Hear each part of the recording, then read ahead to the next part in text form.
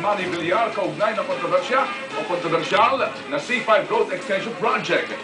Isa po sa mga katatayong testigo ang dating abogado ni Villar na nagbunyag sa may paggamit ng senador ng kapangyarihan para paboran ang kanyang mga negosyo.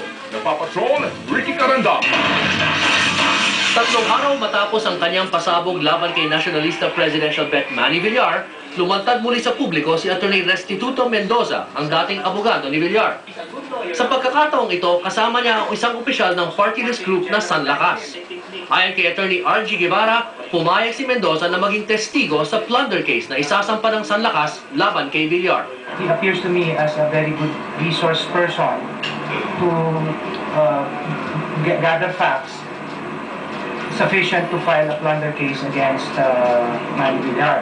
If we are summoned or subpoenaed because the labor complaint has been out in the open, if San Lakas uses that, then we are subpoenaed.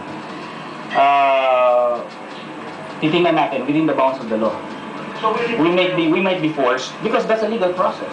Ang isasampang plunder case ay kaugnay ng mga alegasyon na lumabas sa Senate hearing sa kontrobersya sa C5 Road Extension Project kung saan ginamit umano ni Villar ang kanyang impluensya para makinabang ang kanyang negosyo. Nilinaw din ni Guevara na walang bahid politika ang planong pagsampa nila ng plunder case laban kay Villar. I'll make this categorical now. We are only supporting J.V. Bautista for senator.